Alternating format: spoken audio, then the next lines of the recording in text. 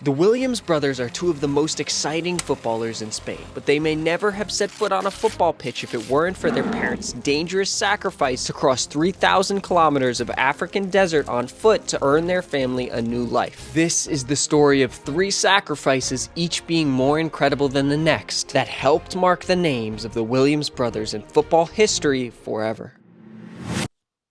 1993, Accra, Ghana. A Liberian woman and a Ghanaian man decide to venture out on a journey across one of the driest, most dangerous places in the world. Much of the trip would have to be made on foot, barefoot, and yet those two brave young adults made the jump. They braved bandits, scorching temperatures, and death as they made their way across the barren wasteland that was the Sahara Desert. Felix Williams would bear the scars of the journey for the rest of his life, as he would lose feeling on the bottom of his feet from the incredibly hot sand that they struggled over for thousands of kilometers. However, when they finally reached Melilla, an autonomous Spanish city on the northern tip of Africa, their safety was far from ensured. They were forced to jump fences, rip up their identification papers, and claim to have come from Liberia, just to receive political asylum in Spain. But after a long and harrowing trip and a conversation with a considerate lawyer, they were finally granted the right to remain in Spain. However, it turns out that something very unexpected came out of this trip, as Maria Williams would find out just a few months later that she had been pregnant during the entire dangerous pilgrimage with a baby boy. And just a short while after settling into the Basque country in Spain, Inaki Williams was born.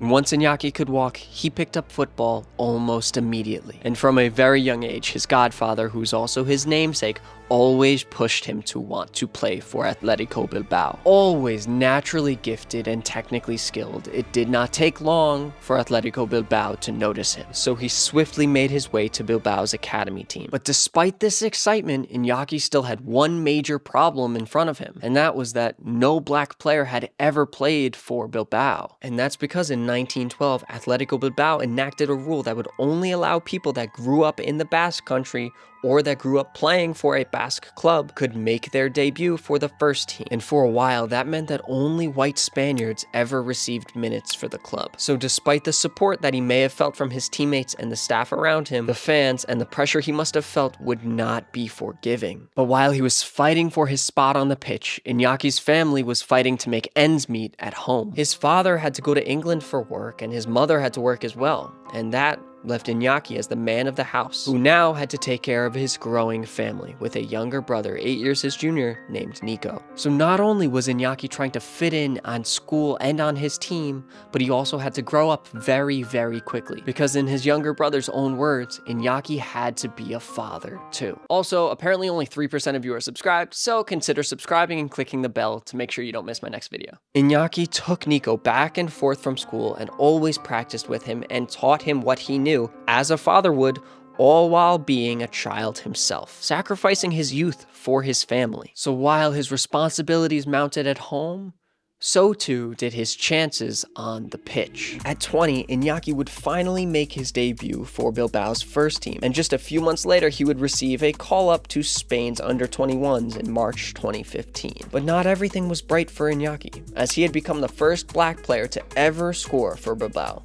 And that was a gift, but it was also a curse, as it brought him a lot of attention from around the league, much of it coming from fans mocking him for the color of his skin. Inaki speaks incredibly confidently today, so it's hard to tell how much that affected him. But with all the responsibilities that he had on his shoulders, it could not have been easy. Inaki continued to shine for Bilbao, becoming one of the most important players on his teams.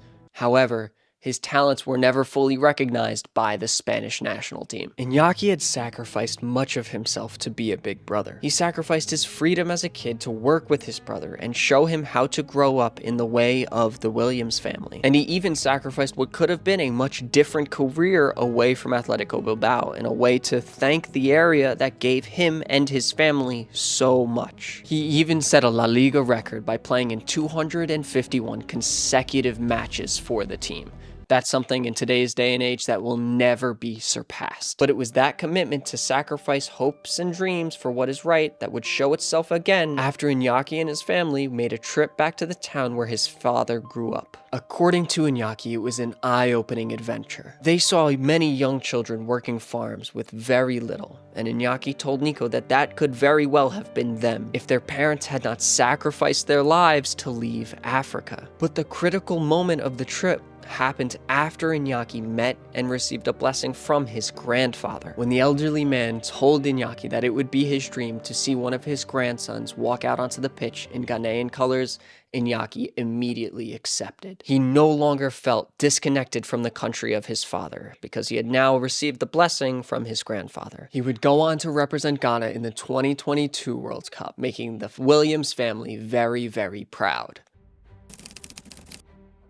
The third sacrifice is a sacrifice that is yet to have been made, but to understand it, you first have to meet Nico Williams. Thanks to Inaki breaking down tons of barriers in his youth, the path to success for Nico and life in general was a little bit easier. The family was more comfortable, the supporters were more accustomed to, and ergo just less foul toward the black players in their teams, and so Nico just did not have to face the same problems that his brother had. Everything Inaki did, Nico did, but faster. Nico was implemented in Spain's teams much earlier than Inaki. He moved through the ranks at Bilbao quicker than Inaki did, and he even made his first team appearance for the club while a year younger than his older brother was when he made his debut. But since then, Inaki's younger brother has been an important part of the Atletico Bilbao team, oftentimes pairing up with and sometimes even benching Inaki. However, very soon it will be the first time that this young Williams brother will be asked to make a sacrifice just as his family had years before. But his sacrifice will be much different than theirs. The Williams story is full of incredibly honorable and selfless sacrifices. Traveling thousands of kilometers on foot, leaving your family to work in another country, taking care of your brother instead of focusing on your own career. These are all incredibly selfless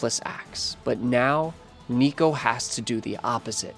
He has to think of himself. It will soon become time where Nico can choose between staying loyal to Bilbao, just as his brother had, or leaving for a team where he can play Champions League football and prove himself on the biggest stages in the world. It's that will allow him to cement the Williams name in worldwide football history.